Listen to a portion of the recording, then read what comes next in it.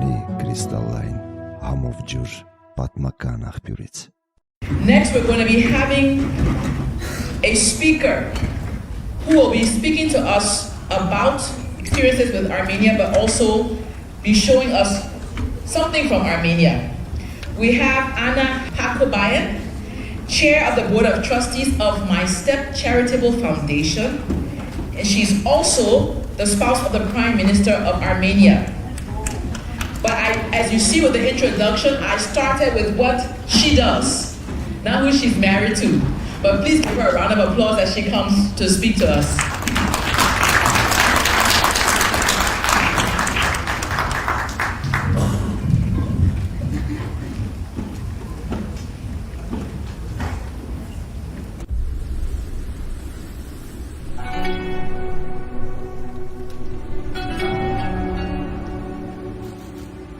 The spiral gold hairpin was worn by women to emphasize their status in society.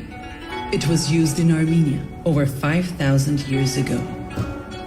Aside from the hairpin, many other artifacts attest to how our ancestors strived for civilization, improved their living standards, and adapted to the challenges of their time. Ancient maps indicate their knowledge of neighboring regions and the efforts to study their languages for communication. Over 15 centuries ago, Armenians invented their own alphabet to make knowledge accessible to everyone, rather than just a privileged few. Throughout history, Armenia has achieved significant advancements in the fields of science, art, and culture.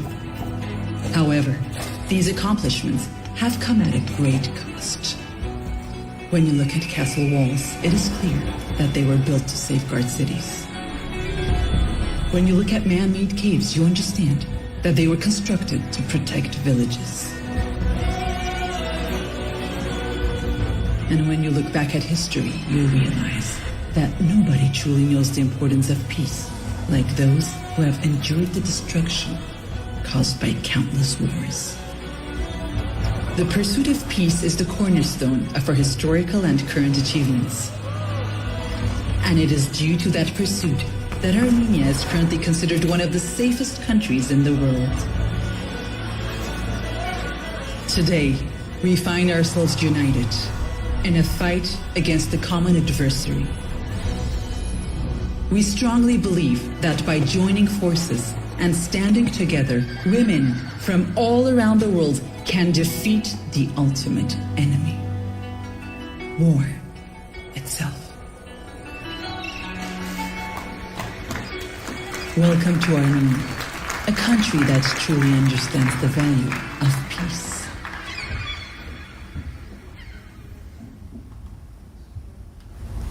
Thank you,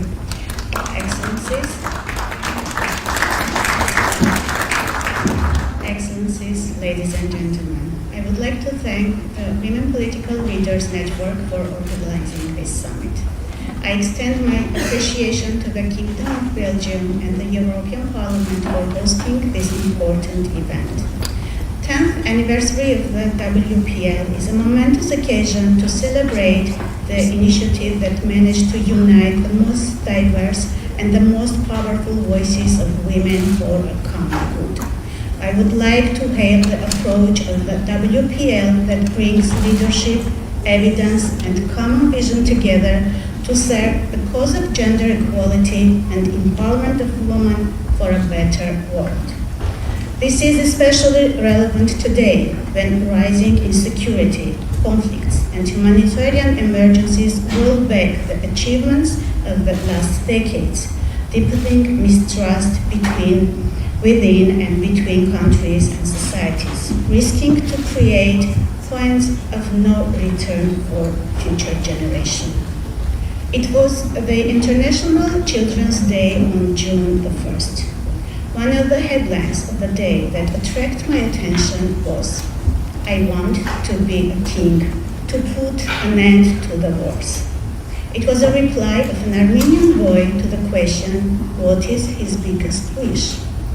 Another headline in international media that day was also about the war.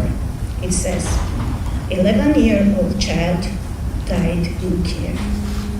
Maybe the link between those headlines is not that obvious, but I have full confidence that by saying this, the Armenian boy had in his mind protection of all children in Ukraine and elsewhere. I'm fully confident that Ukrainian or any other child would want to protect all children affected by the conflicts, no matter where, in Ukraine, in Russia, in Azerbaijan, in Armenia, or in Nagorno-Karabakh and beyond.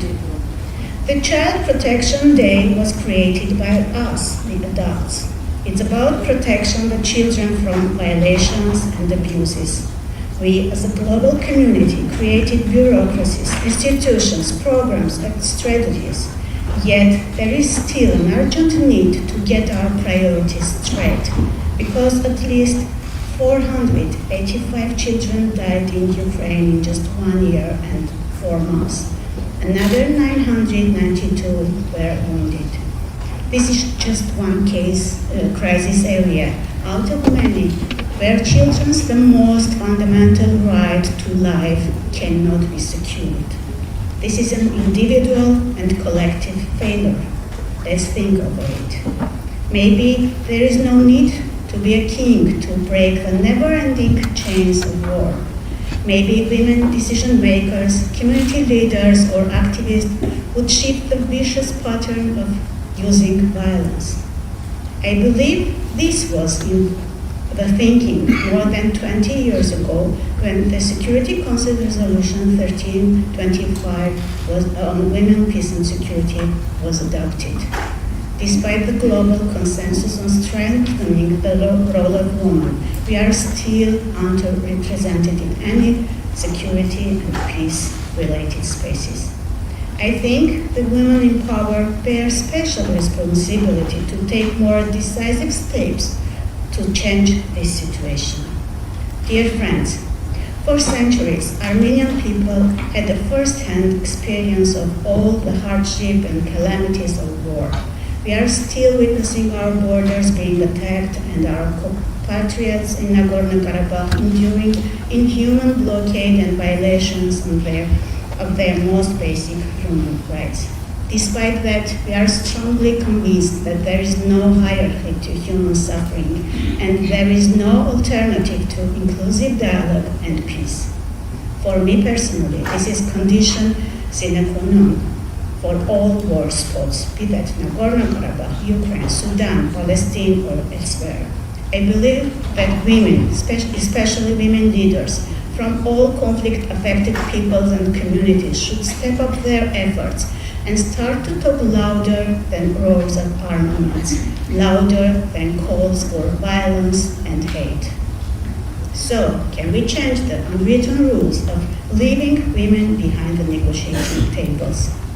With this in mind, it is my distinct pleasure to announce today that Armenia, in cooperation with WPL, will organize a summit dedicated to the role of women leaders in promoting democracy, peace and security in Yerevan from 19 to 20 October 2023.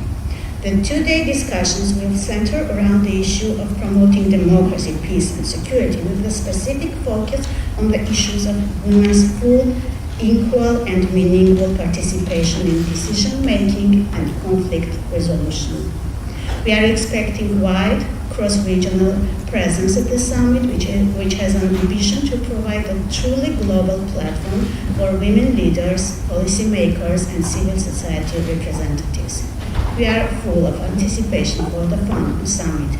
On our part, we promise all the warmth of Armenian hospitality and the beauty of autumn in Yerevan. You have seen the glimpse of Armenia in the video clip. Let me once again thank for this important summit and congratulate the WPL for yet another contribution to a vital cause. I hope to welcome all of you in Yerevan to bring your voice and action for more inclusive, just, and safe world. Thank you.